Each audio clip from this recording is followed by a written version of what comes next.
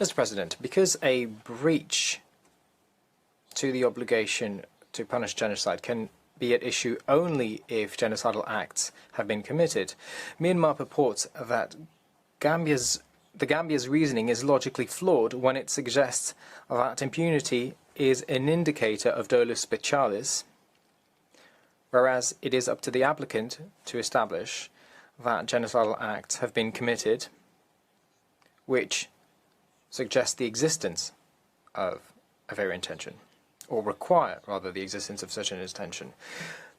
Members of the course, the Gambia naturally sides with the court's jurisprudence and agrees that the obligation to punish genocide can not be breached if there is no genocide.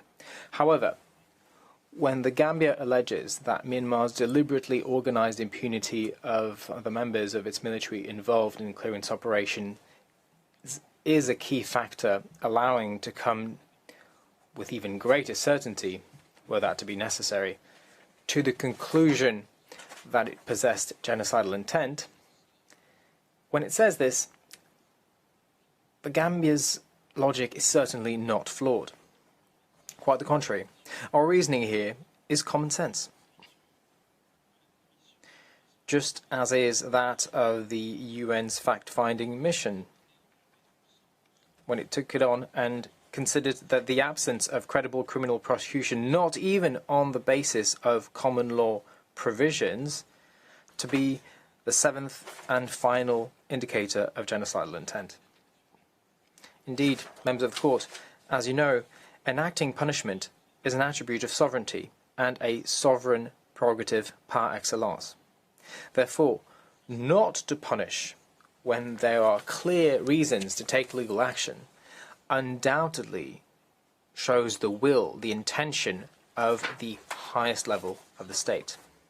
The former agent for Myanmar in this case, who is now a prisoner of the junta, she understood this full well, since she said before you, and rhetorically, the following question in the hearing for provisional measures, and I quote her. On the part of a state that actively investigates, prosecutes, and punishes soldiers and officers who are accused of wrongdoing. End quote.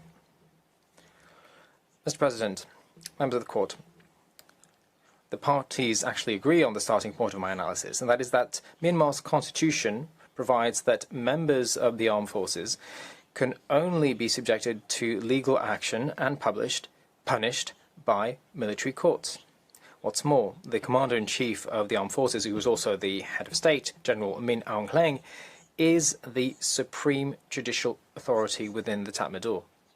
His decisions when it comes to military justice are definitive and without appeal.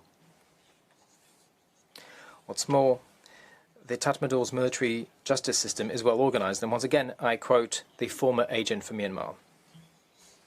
Advocate General in Myanmar is by all standards well-resourced, with more than 90 staff and a presence in all regional commands throughout the country. In other words, the military justice system is in the hands of the military, and that system is fully capable of enacting its authority everywhere where the armed forces are deployed in the country.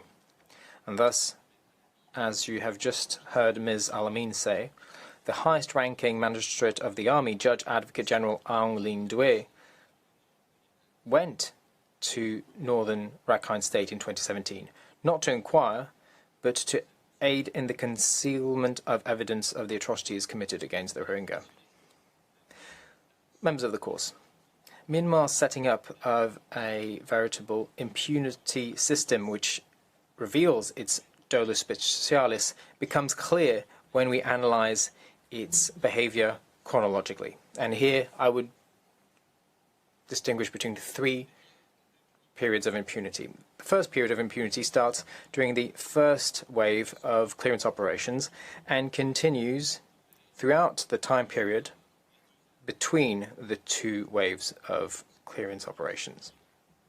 The impunity that followed the first wave guaranteed to military staff who would take place in the second wave that they would be able to take part in it without their having to fear any repercussions.